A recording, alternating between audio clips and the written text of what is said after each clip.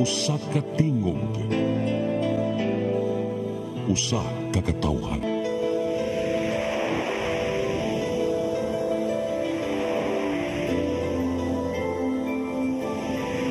Cebu Catholic Television Network.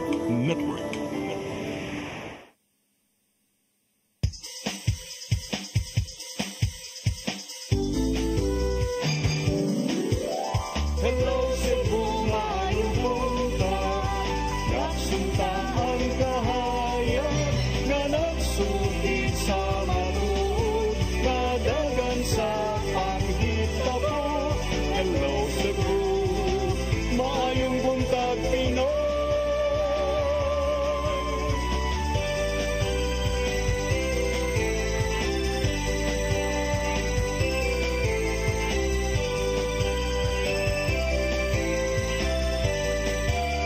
Ang katulungan sa mga katawhan.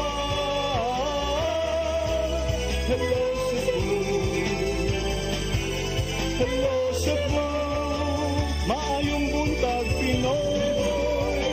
Maayong buntag Pinoy. Maayong buntag Pinoy. Hello Cebu, may buntag Pinoy. Adlaw karon nga Lunes, pizza 14 sa buwan sa Oktubre 2024. Sangan sa akong partner nga si Attorney John Destacamento. Ako nga lagad sa kahanginan Malu Inocando Tabar. Solo sa ako today ug tomorrow kay murag dunay importante nga mga kliyente ug mga kaso nga pang-atimanon si Attorney John Destacamento. Pero sa masanaandan, atong ipadangar atong latest weather update ning tungura atong dawaton atong weather forecaster gikas Pag-asa Mactan, Sir Jomar Aclarino. Good morning.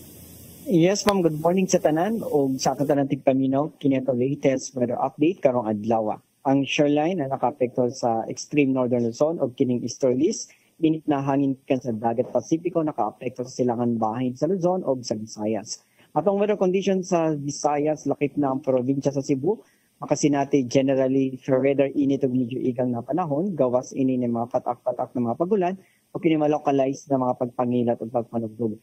Padaing ta mag-monitor sa itong mga gi-issue ng mga thunderstorm advisories. Hining ito na sa kasarangan na hangin masinati sa Visayas o nakadagatan, malinawin ito na sa kasarangan ang pagbalod. Temperatura sa Cebu 26 to 32 degrees Celsius, ang haring adlaw mo salap alas 5:27 sa hapon, dagat Muhunas alas 3:35 karong hapon, mutaob sa alas 10:27 sa gabi. Philippine Standard Time alas 8:00 sa buntag, kikan diri sa Mactan, Pag-asa Visayas, DOST Jomar Aclarino. Daghang salamat Sir Jomar Aclarino ug maayong buntag niyong tanan dinas Pag-asa Mactan. Karon arita sa ato ang front pages sa mga pamantalaang lokal ug nasyonal atong sugdan sa Sunstar Daily. Sa Sunstar Daily, PDEA to probe candidates' possible drug links. Sa super balita sa Sunstar, napasok sa SUV patay. Sa The Freeman, 20 million pesos sprucing up hits snags for the Cebu City Legislative Building. Sa Banat News, sa The Freeman, mga kandidato nga gisuportahan og drug lords, narco-politics, gisusi sa PDEA. Sa Philippine Daily Inquirer, DOJ to build drug war case on House report. Sa Philippine Star, US says China and Russia block ASEAN statement on South China Sea. Sa Manila Bulletin, Japan eyes deeper ties with the Philippines. Ug sa Tempo, student 12 years old yields gun in school. Mao katong front pages sa mga pamantalaang lokal ug nasyonal sa among pagbalik arita sa mga paghisgot-hisgot tungod kay Lunes ron. Please stand by. Hello Cebu, hello Cebu, maayong buntag Pinoy. Maayong buntag Pinoy. Maayong buntag Pinoy. Discover the beauty of the Philippines.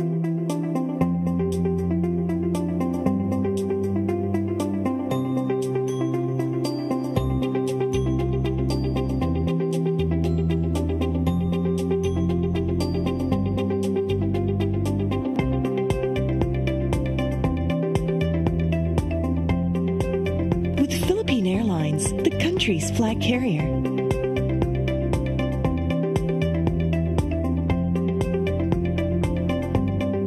The airline that lets you feel the warmth of the nation.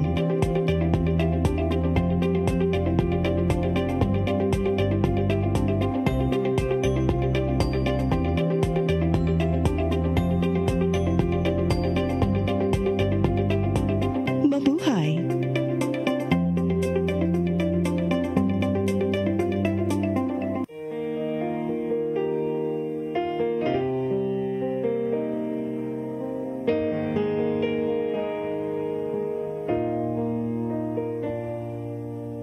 Heal me, O Lord, and I will be healed. Save me, and I will be saved. Heal me, O Lord, and I will be healed. For you are the one I praise. You are the one I praise. Sing it with me. Heal me, O Lord, and I will be healed. Save me, and I will be saved.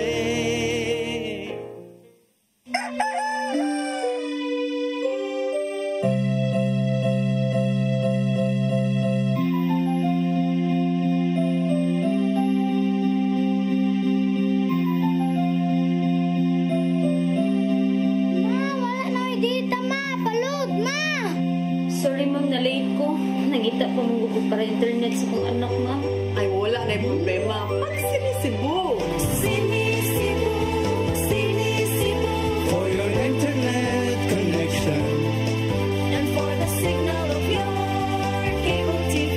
so fast and straight the transmission to your home. Sinisibo. Sinisibo, sinisibo. Offers you to have fiber optics. For your viewing experience, perfect and clear so fast. So great and affordable for you to enjoy. Sinisibo. Cine Cebu Television Network Incorporated offers fiber to the home broadband internet bundled with fiber to the home cable TV connection. Cine Cebu Television Network Incorporated with its operation in Metro Cebu and the whole province of Cebu soon. And affordable for you to enjoy. Sinisibo.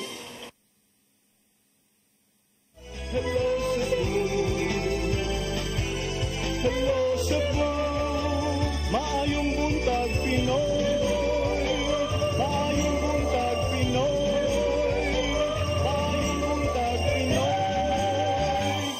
Balik sa Hello Cebu, maayong buntag Pinoy karon sa atong paghisgot-hisgot atong unahon kining medyo bag-o lang na humano nga filing sa Certificates of Candidacy ni adtong milabayng semana October 8 ug sa pagpangandam usab sa umaabot nga bugnong lugaynon piniliay diri sa atua dinhi siya local no dinhi siya lugaynon lang apil na sab ang national kay midterm elections man ay. So sa umaabot nga piniliay gipangandaman kini karon sa Philippine Drug Enforcement Agency kun PDEA 7 tungod kay gibutyag sa PDEA nga muimbestigar na sab sila og sugod kung duna bay mga aspiring political candidates o duna bay mga nagtinguha nga magpapili sa umaabot nga piniliay karong sunod tuig nga dunay mga kalambigitan sa illegal nga drugas. Ang tigpamaba sa PDEA 7 nga si Lea Alcantara niingon nga ang ilang ahensya nag-consider karon nga sila dunay posibilidad nga ang mga illegal drug syndicates posibleng makiglambigit sab o baka musuporta og mga kandidato aron magpadayon ang ilang mga operasyon. Matud ni Ma'am Lea Alcantara atol sa usa ka interview niingon siya nga kini usa sa mga i-exploit gyud gilayon sa mga sindikato nga nalambigit sa mga ginadaling drugas. Lakip na ang pag-tie up matud pa ngadto sa mga politiko kinsa ilahang pangsuportahan.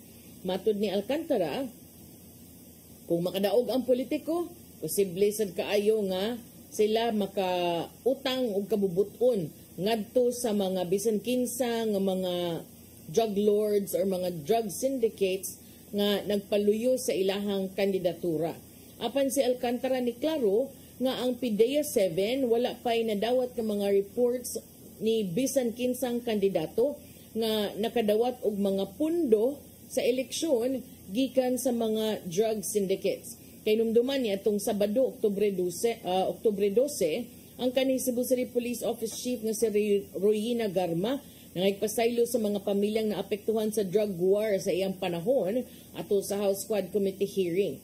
So, matud ni Alcantara, ang mga sindikato sa ginadiling drugas are suspected of influencing politicians pinaagi sa direkta nga mga pamalakad, direkta nga mga pamaagi, pinaagi sa paghatag og pondo o baka acting through third-party sponsors.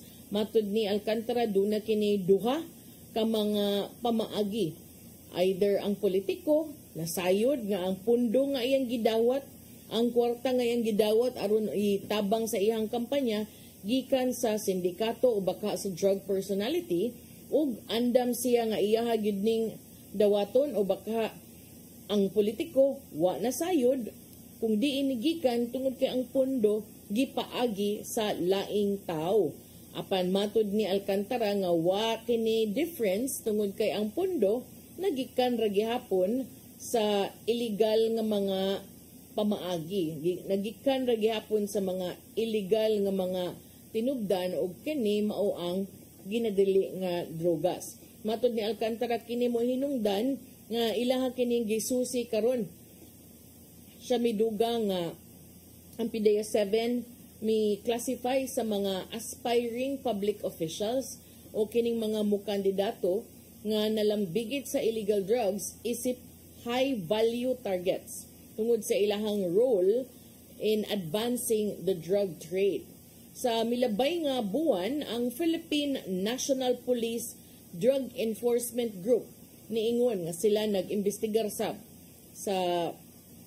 pipila ka mga local leaders tungod sa ilahang gitumbok nga mga koneksyon sa mga sindikato nga nalambigit sa ginadiling drugas. Samtang si Alcantara niingon nga ang commitment sa Cebu City sa war on drugs nagpadayon o sa 80 ka mga barangay sa dakbayan sa Sugbo, 33 na ang gitumbok nga drug cleared. Matud ni Alcantara dinhi sa Cebu City nagkahiusa ang local government o excited siyang makakita nga mas daghan pa ng mga barangay nga drug cleared. Matud ni Alcantara nga ang syudad nakapamatuod sila mga konstituente nga mahimo gyud diayng wagtangon ang illegal nga mga kalihukan nga may kalabot ang ginadaling drugas bisan pa man og kita anaa sa syudad.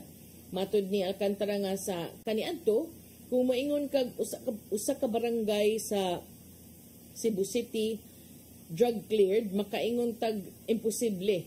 Apan karon matud pa 33 na ka mga barangay ang nadeklara nga drug cleared. Siya miduga nga ang Cebu City has proven it that we are a great example that barangays in highly urbanized cities can be cleared. Ang 33 ka drug cleared barangays sa dakbayan sa Sugbo naglakip sa San Jose, Cambinocot, Kasambagan, Zapatera, Budlaan, Camagayan, Agsungot, Binalyo, Tabunan, Punta Princesa, Kalubihan, Adlawon ug Barangay Basak Pardo.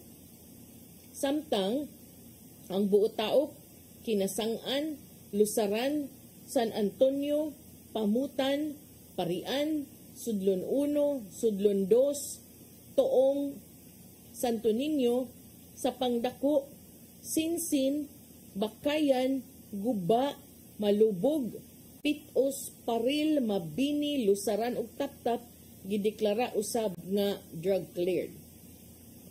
Samtang ang nakabase sa Sugbo nga grupong alyansa sa mga mamumuo sa Sugbo Kilusang Mayo 1 ama Sugbo KMU ni padayag sa ilahang hugot usab nga pagsupak sa kasamtangang administrasyon nga mipahigayon og war on drugs tungod kay matud pa mas angay nga unahon ang ubos nga mga suhulan, ang kalisod sa sitwasyon sa edukasyon ug panglawas nga posibleng moresulta ngadto sa mas grabe pang kalisod. Sa ilang pamahayag, ilang gitumbok ni kining inhumane distribution, deprivation and corruption of budgets have only added to the difficulty faced by ordinary Filipinos, leading to deeper poverty that drives them to engage in illegal activities. Ilang gidugang nga ang gobyerno ang unta nga mo target sa mga drug lords ug mga tinubdan sa drugas ug dili lang katong mga small time ordinaryo mga tao nga namaligya og drugas tungod sa kakuwang sa disenteng mga trabaho. Dili sa siguro ta mo ingon ana nga ay mura man nag-atong gi-justify mga sir ang pagpamaligyag drugas tungod sa kawados trabaho, daghan kay trabaho uy nga pwede. Ang uban ganahan lang yung easy money. Ligid na nato malikayan pero di sad ta mo ingon nga himo na tong rason nga maligya na lag drugas kay walay mga disente nga mga trabaho daan na ay ubay-ubay. Depende ra na murag choice na sa tao kay kadaghag ng hiring diha. Ligid ta kaingon nga maunay matumbok na to nga rason nga naabot na lang anang puntuha tungod kay why disente nga trabaho. So, mauna no, katong mga kandidato, di mo patakag dawat. Kung ako sad, di mo patakag lansar o buwasad mo ika gastos iyong pondo eh. Kaya nga nung magsalig sa mas ubang tao pag magpapili mo niya, nga nung kinahanglan mo sige daghag kwarta, mauna kay ganahan gyud mo daog. O niya, dawat na lang bisan hain. Klaruhan sa ninyo kay what if gikan sa nas illegal ang mga tinubdan? Because in the first place, kung di mo inaanak kasuod, or dili sa mo ingon anak ka believe siguro sa inyong abilidad or whatever nganom sa tagaan kinsa man ang mohatag ninyo og kwarta nga wa lang kung ilasad ng hinaguan unless kung kwarta nas hangin or kwarta na nga naay nagpakapin nga importante kaayong gipaabot nga bugti kung makadaog ka so kana mas maay nga timbang-timbangon puslan mang ni kandidato ta ato sang timbang-timbangon kung ang tinubdan sa kwarta nga gitunol alang sa pagsuporta sa atong kandidatura wa ba ni nagtangag nga mas dakuon niya o mga nagtangag nga mga kondisyon nga igabot sa panahon maglisod kag balibad o baka maalanganin ka sa umaabot. So mas may nang timbang-timbangon. Pero kuan pod og kanang para sigurado pagtigom na lang mugsugod diha eh. In fact, mapapili man gyud mo paningkamot na lang mo tigom og maayo para na mo'y kagasto dili kay taka tagdawat anang mga wata kaila. Okay?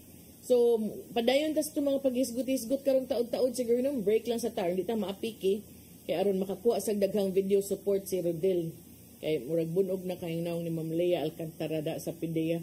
Balik mi man sa pipila ka pahinumdum, please stand by. Hello Cebu, hello Cebu, maayong buntag Pinoy, maayong buntag Pinoy, maayong buntag Pinoy. Discover the beauty of the Philippines.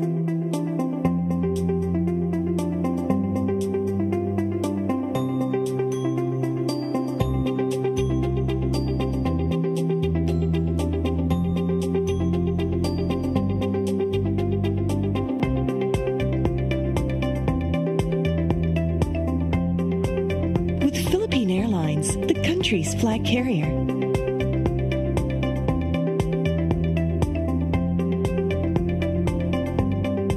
The airline that lets you feel the warmth of the nation.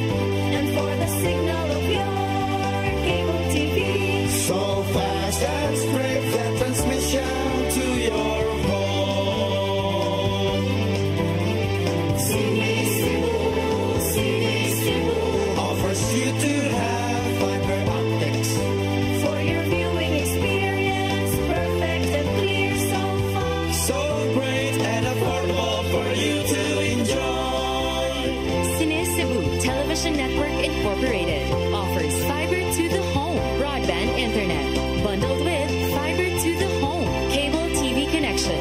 Sinis Cebu Television Network Incorporated with its operation in Metro Cebu and the whole province of Cebu soon.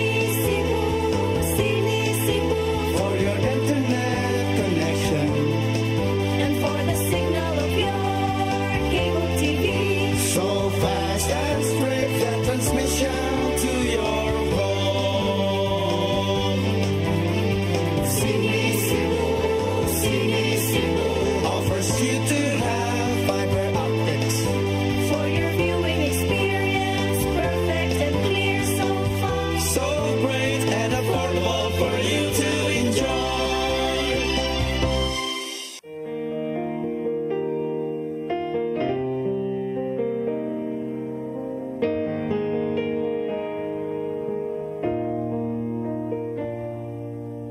Heal me, O Lord, and I will be healed. Save me, and I will be saved. Heal me, O Lord, and I will be healed. For you are the one I praise. You are the one I praise. Sing it with me. Heal me, O Lord, and I will be healed. Save me, and I will be saved. Hello, Cebu. Hello, Cebu. Maayong buntag, Pinoy. Maayong buntag, Pinoy. Maayong buntag, Pinoy. Balik sa Hello Cebu, may buntag Pinoy karon arita sa atong dugang paghisgot-hisgot atong hisgutan kadtong nakapakugang sa daghan kaayong mga tao. Labi lakip ng deres mga Subuanon sa nahitabo nga gitawag makaingon ka plot twist no sa House Squad Committee hearing sa dihang over the weekend si kanhi Cebu City Police Office Chief Roina Garma nga nahimo sang na-appoint usab isip General Manager sa PCSO mi nakahilak no nahimong emosyonal niya dili na the usual Ma'am Roina Garma nga atong nailhan nga bagsik ug isog medyo over the weekend emosyonal ug mas nakugang ang mga tao sa dihang nigawas o nabutyag sa publiko ang pagluwat niya og affidavit. So kabahin ni sa gitumbok nga Davao style reward sa war on drugs sa kanhi administrasyon o panahon ni kanhi presidente Rodrigo Duterte. Sa si Garma nga naghilak mibutyag sa House Squad Committee kung giunsa pag siya pagpatawag sa kanhi presidente o gisugo nga mangita og opisyal sa kapulisan nga mopatuman sa Davao model in the war on drugs on a nationwide scale. Ang maong model naglakip kini sa cash rewards for every kill. Matag patay dunay bugti nga salapi. Sa diyang gipangutana sa ni Kabataan Representative Raul Manuel, matud ni Garma, ang labing dako nga reward nga nahatag sa pagpatay nga may kalambigitan sa war on drugs ng kantidad og 1 milyon ka pesos. Sa iyang affidavit, si Roina Garma mibutyag kinakakuha ang tagkopya sa iyang affidavit ni ingon siya nga siya of legal age, single o kasamtangang na-detain sa House of Representatives, do hereby depose and state the following. Nag-iimbitar siya isip resource person ni antong September 12 and 27 kabahin sa recent legislative inquiry gipahigayon sa Joint Committee on Dangerous Drugs, Public Order and Safety, Human Rights and Public Affairs kining Quadcom. Ug matud pa ikaduha nga atol sa mga hearing gipangutana siya pipila ka mga pangutana kabahin sa iyang kasayuran og kalambigitan sa kamatayon sa tulo ka mga binilanggo nga mga Chinese national sa Davao Penal Colony ug sa kamatayon ni General Wesley Barayuga nga tanan nakafocus matud pa sa alleged extrajudicial killing sa gitumbok ka mga individual. Ikatulo nga siya gipangutana kabahin sa iyang relasyon sa kanhi presidente ug sa iyahang career isip police officer ug iyang tenure isip general manager sa Philippine Charity Sweepstakes Office kun PCSO.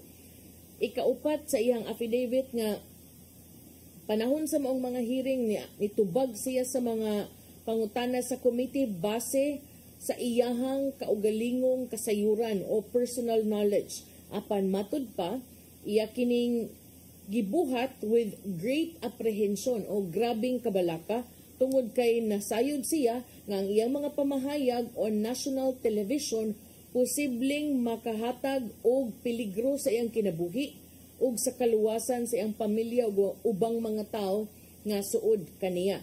Ikalima sa iyang affidavit nga matud pa after considerable reflection, si Garma is now executing this affidavit to provide comprehensive information to the Quadcom regarding everything I personally know about the war on drugs during the former administration. So, yung gibutyag sa ikalima, number 5 sa iyang affidavit nga, kini human sa iyang pag-reflect, iyang gi-execute kini maong affidavit o pinanumpa ang pamahayag aron makahatag og kasayuran personal nga mga niyang mga kasayuran.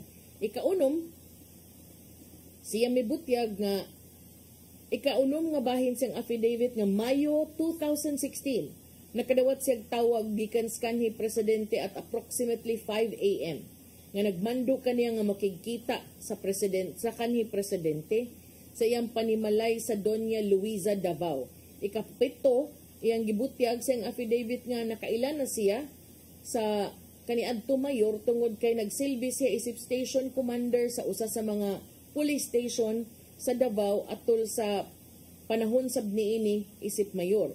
Ikawalo sa iyang affidavit atol silang meeting gisugo siya, gihangyo siya nga mangita og PNP officer or operative nga miyembro sa Iglesia ni Cristo tungod kay matud pa nagkinahanglan siya someone capable, quote unquote, someone capable of implementing the war on drugs on a national scale, replicating the Davao model. Kining Davao model mo ay gitumbok nga sistema nga naglambigit sa pagbayad og sa mga reward system. 8.1 iyang gitumbok nga ang Davao model naglambigit sa tulo ka mga level of payment or rewards nga reward kung ang suspitsado o ang suspect mapatay. Ikaduha, pundo sa mga plano nga operasyon ug ikatulo ang refund sa mga nagasto o operational expenses. Ikasiyam sa iyang affidavit niingon siya initially I informed President Duterte that I was unaware of any individual with those qualifications as I had not been assigned outside of Davao nor had I served in a national capacity within the PNP. Number 10, iyang gihinumduman nga ang iyang upperclassman nga si Edelberto Leonardo kinsa naghandle sa CIDG ug sakop sad sa iglesia ug iyang gitumbok ang pangan niini ngadto sa presidente. Ika-11 sa samang adlaw matud pa usa ka tawo nga ginganlan og alias Muking nanawag kaniya sa telepono aron mangayo sa contact details adtong Leonardo. Number 12 siyang affidavit. Usa ka semana ang nilabay, yang nasayran gikan sa usa ka Arthur Narsoles pinaagi sa tawag sa telepono nga si Leonardo nga iyang ginganlan maoy gipatawag na sa presidente o giinstruksyonan nga mo proceed sa Mandaya Hotel sa Davao alang sa usa ka panagtagbo. Number 13, gipahibaw siyang Leonardo nga gipapuyo kini sa hotel for 3 days during which the president directed him to organize a task force similar to the PAOK TF. Ika-14, sa dihang nirelay si Leonardo sa moong kasayuran giauhag siya, si Garma, sa pag-apil niining maong task force apan matud ni Garma iyahang gidecline, iyang gibalibaran tungod kay kuwangan siya og kasinatian sa paghandle sa susamang mga operasyon. Sa ika-15 nga bahin siyang affidavit, ang gitumbok nga si Leonardo, may pahibaw niya nga doon na siya giandam nga proposal, gipaagi ni Bongo, nag-outline sa task force operations nga maglakip sa Luzon, Visayas ug Mindanao. Number 16, nangutana sad kung siyag ang iyang mga classmate, pwede ba kunong maka-courtesy call with the President? Pinagig hapon ni Bongo nga ni atong higayon na maoy sinaligan kaayo sa Presidente for photo opportunities. So sa ika-17, mayngon si Garma nga nagtuo siya nga because of this, yung giimbita rin mga classmate, na siya gipanganlan nga mga lain-lain mga pangalan, Bakay, Vilela, Grijaldo, Tuzon, ug Dueñas nga moapil sa courtesy call. Ika-18 ang mga sakop sa Class 97 PNPA, Class 96 PNPA na accommodate sa magkalain-laing mga lawak sa DPWH office sa Panakan, Davao. Ang presidente wala na ni sud sa ilahang lawak ug matud pa wa na siya nasayod kung nibisita basad ni sa lawak diin gipahiluna ang Class 97. Sa 19 nga bahin human matud pa sa courtesy call, ipahibaw siya nga ang structure sa task force will undergo changes. Ug unya sa number 20, June 2016, si Leonardo gibalhin ni Kas Manila aron mo assume sa posisyon nga hepe sa CIDG Region 11. Ubay-ubay ni ang iyang mga gipangbutyag, no? Taghanag mga detalye, nanggawas na ning uban, pero ang iyahang muranig ka ng sana ka ng sa stories pa kaniadto Pandora's box ba nga pagbutyag ani daghan kay nanggawas na. So ang resulta, ang pipila ka mga sakop apil na ang mga kanhi PNP chief sa administrasyon sa kanhi presidente, daghan ang nanawagan nga iklaro ang ilang mga roles of participation. In fact, si PNP Chief General Romel Francisco Marbil niingon nga angay nga klaruhon sa mga kanhi PNP chief sa administrasyon ni kanhi Presidente Rodrigo Duterte ang ilahang mga role sa duguon nga war on drugs, man usab sa mga gipangbutyag nga mga kasayuran ni retired Police Lieutenant Colonel Royina Garma kabahin sa cash reward system alang sa pagpatay og mga drug suspects. Si PNP Chief General Romel Francisco Marbil, dili ni maong nasa ato ang screen, kaya nastong screen, si former si CPO Chief Garma pamanggihapon. Si Marbil, niluwat og panawagan ngadto sa kanhi kadagkuan sa PNP human sa iyang gitawag nga serious allegations, mga seryoso kaayo nga mga pamasangil o mga akusasyon nga giluwatan ni Garma nga matud pa si Duterte o pipila ka mga tag-as o ranggo nga mga opisyal sa iyang administrasyon sanctioned covert operations which replicated the Davao model of extrajudicial killings on a national scale. Si Marbil sa usa ka pamahayag niingon nga seryoso ang ilahang pagdawat nining mao mga aligasyon ug ilahang imbestigaron ang mga pasangil o mga pangangkon ni Garma aron matud pa masigurado nga dunay accountability ug transparency sa hanay sa kapulisan. Matud ni Marbil ang mga nag-una niya angay sab matud pa nga mutingog tungod kay matud ni Marbil importante kaayo ang pagbalik sa pagsalig sa publiko ngadto sa PNP labi na taliwa ni ining mga anti-drug campaign nga gipahigayon karon sa kapulisan ubos sa administrasyon ni kasamtangang presidente Bongbong Marcos Jr. nga nakatutok usab sa high impact operations while prioritizing human rights. Si Garma kay numduman nga sa iyang pagbutyag ngadto sa Quadcom hearing nga gawas nga giingnan siya nga ipatuman o mutabang sa pagpatuman ni ining Davao nga model for drug war. Dunay gihisgutan nga mga incentives katong ang giingon atong gihisgutan earlier nga highest is 1 million unya ang kinagamyan or kinaugsan 20,000 pesos. Kay namduman ang unang PNP chief sa panahon ni Duterte mao si Senator Ronald De La Rosa kinsa nipatuman siyang anti-drug campaign sa yung nga bahin sa presidency ni former President Rodrigo Duterte. Ang uban nga mga PNP chief sa kaniadtong administrasyon, naglakip nila ni General Oscar Albayalde, Archie Francisco Gamboa, Camilo Pancrasius Cascolan, the bold sinas nga mausay na himong Police Regional Office 7 Director kaniadto diri sa Cebu o sa Rion 7 nga nakabase diri sa Cebu, si Guillermo Lorenzo Eliazar ug si Leonardo Carlos. Si retired Lieutenant General Vicente Danao Jr. mausad ang officer in charge sa PNP sa hinapos nga bahin sa administrasyon ni Presidente Duterte. Asa man si Rodel Ate Inday nga nang wala naman tayo video.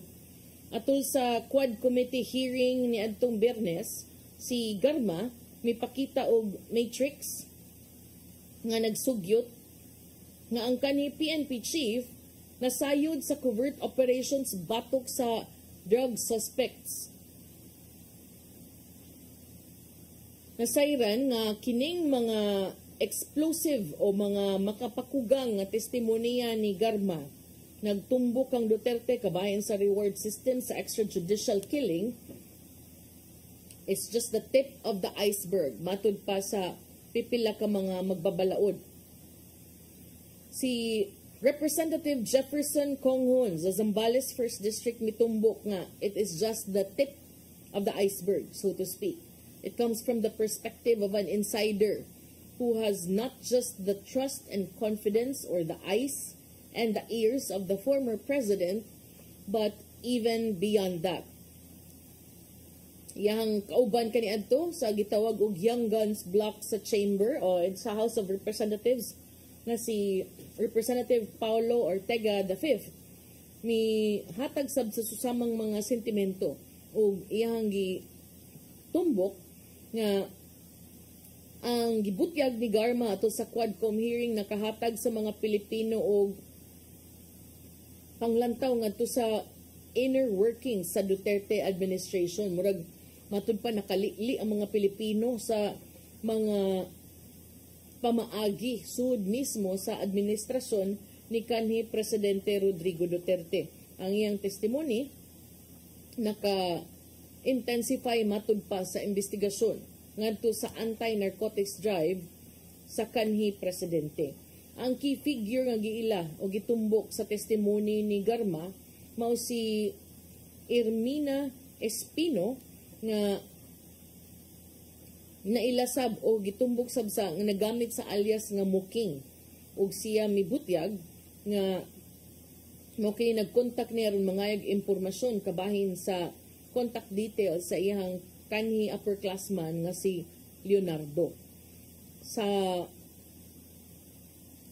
iyang pamahayag sa sa gipangtumbok niini kini matud pa maoy naglatag sa paghulma na sa National Task Force nga nagsundog ni antong Davao Model of Anti-Drug Operations. Usa ka sistema nga matud pa mohatag og reward o kanang premyo alang ni adtong mga opisyal sa kapulisan nga makapatay og mga drug suspects ug hatag sab kinig funding for operational cost.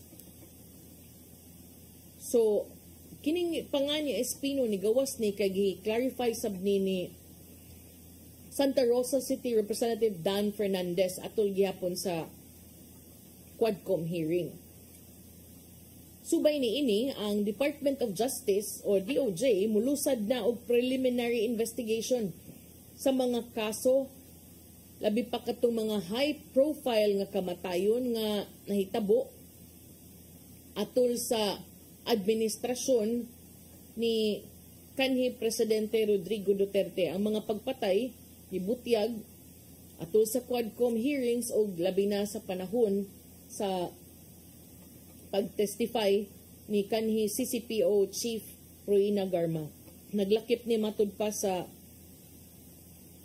kamatayon ni adtong mga gitumbok nga tulo ka Chinese drug lords sa Davao Prison and Penal Farm.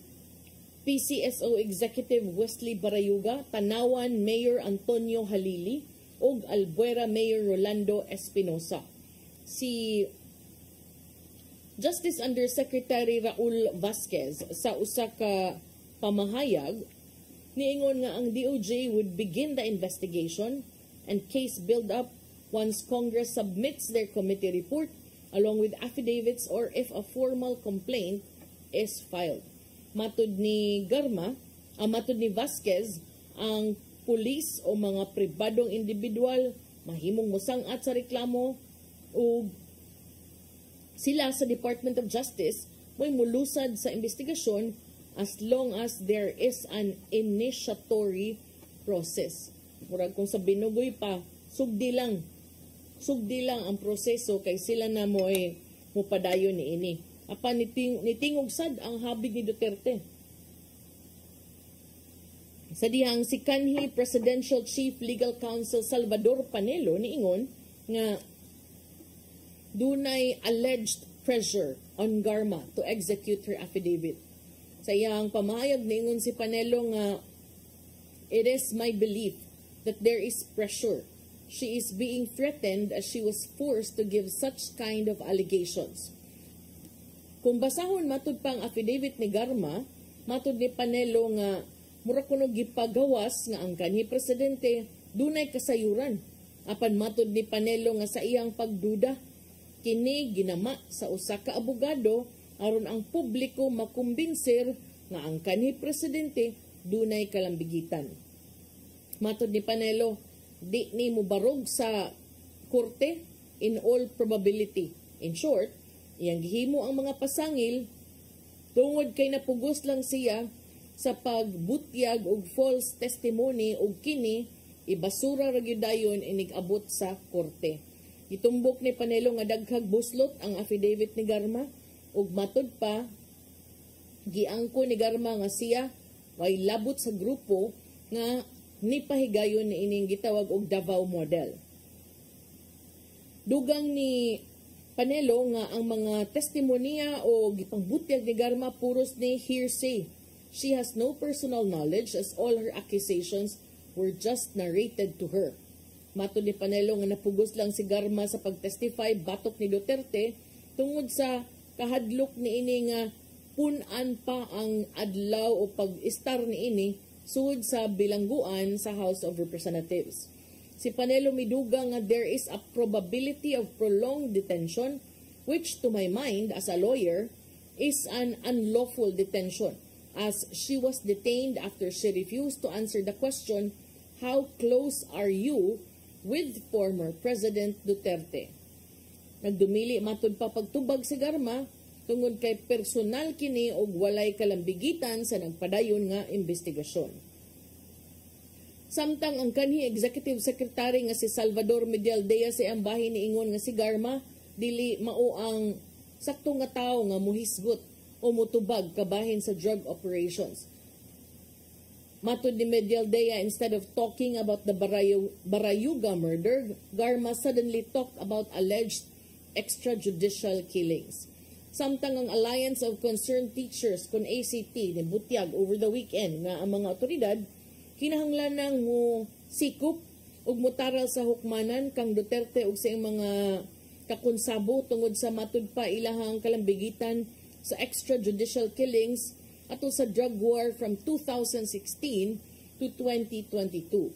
Ang ACT nanawagan sa administrasyon ni Marcos to hold Duterte accountable for the horrific scale of state-sponsored violence. Sa ilang pamahayag, niingon si ACT Chairman Vladimir Ketua nga hundreds of children and youth were mercilessly swept away as collateral damage in Duterte's Tokhang carnage. We cannot stand idly by as the architects of these heinous crimes evade justice. The streets where children once played became their graves, and their futures were stolen in the name of a misguided war on drugs. It is time to hold Duterte accountable for the bloodshed the tour through families and communities, matud ni ACT Chairman Vladimir Quetua, kinsa nanawagan usab sa administrasyon ni Presidente Bongbong Marcos to cooperate with the International Criminal Court's investigation into the drug war, which it previously opposed, possibly due to Marcos's past close ties with Vice President Sara Duterte. So mauni no, pagtingog ni Garma, daghan kay naukay, daghan kay mga kasayuran nga mga nang lugwa. Og unya, syempre, tagaan sa gigayon ang habig sa mga Duterte nga makatingog in the form of the former spokesperson Sal Panelo. So naingon sad sila nga napugos na sa Garma, gipugos ra na or napugos ra na aron di na magdugay diya sa bilangguan. So ato nang atangan kay for sure today's another day unya daghan na sad kay tag mga masayran either pabor or against, but so far over the weekend sukad digawas ning istorya ha akong nakit-an sad nga ubang mga tawo maingon sad murabag ka nang mudapig ni Duterte mo abiba nga salamat mo kay gitarong kuno ni Duterte ang nasod ug wa na kunoy atong panahon na malinawon kuno makalakaw-lakaw kad di ka makuyawan kay wa na mga adik, wa na mga kriminal karon na malik kuno. Pero di nato pod mawa ang kamaturan nga doon na sa ubang inosente nga naapil sad. Ug ang usa ka kamatuoran nga katong mga daghan kay natukay-ang napatay, gipatay, nakalas, may sukol, wala toy gipang atubang nga kaso sa korte. So kana I think that's also something that we need to reflect on. Bahala na ng politika, ilasad na. Wala tay oras, ato'y padangat ang giandam ni Tatay Dodong ang pulong kinabuhi.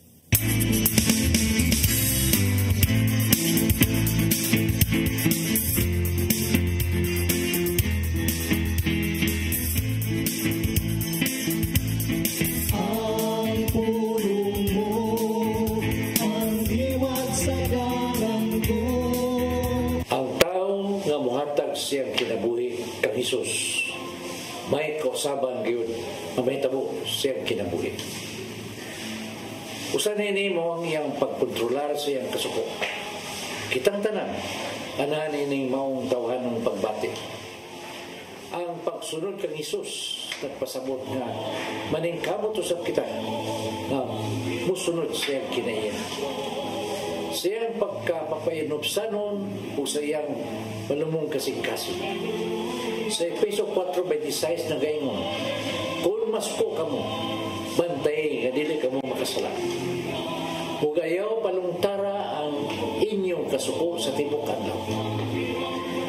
Sa matagi gayon nga ikaw masuko, kini maghataw dili mayong resulta. May mga balatian nga masakitan. Labaw sa tanan, maghatag kini kadaot sa imong panglawas. Kay kini may direktang epekto sa panglawas sa tao. Sa Santiago 1:19 sa 20 nagingon, timanay kini, minahal ko mga igsoon, kinanglan nga kamong tanan andam sa pagpamati. Apan, dili madali-daliwon sa pagsulti ni dali masuko. Busa pangayowa sa Ginoo nga magkalingkamas ka ining negatibong pagbati. Igsoon mo kini ang ulo nga naghatag og giya sa atong kinabuhi. Pagampo kita samahan sa Anak sa Espiritu Santo. Nagitong amahan, pasayloa kami sa mga higayon nga nagdala kami sa mong kasuko. Gusto na mong isalikway kini maong datang nagkinaya. Kabayan kami sa mong mga pagpaningkap. Kining tanan namong gipangayo pinagi sa mong bugtong anak si Jesucristo. Amen. Samahan sa Anak sa Espiritu Santo. Ang pulong mo, ang diwag sa dalan ko. Kinabuhi ni Tatay Dodong Limsua mo nagtapos sa atong tulumanon. Tagang salamat sa Philippine Airlines. Thank you very much, Archbishop Jose Palma. Nanay Dayan and Tatay Dodong Limsua, thank you and belated happy birthday, Tatay Dodong. Kay weekend man din yung birthday, no? Sir Dennis Tabar, salamat at mga kaubanan sa TOC, Sir Robert, Miss Inday, Sir Matmat, Miss Joanne. Sa newsroom, Sir Michael, Sir Del, Sir Raymond, Sir Bruce, ug diri sa studio, si Ferdy. Salamat sa inyong pagpakig-uban sa nga sa kong partner nga si Attorney John Destacamento. Ako yung alagad sa kahanginan Maluin o Kando Tabar. Magkita tagbalik ugma sa atong programang Hello Cebu, Mayong Buntag Pinoy. God bless us all.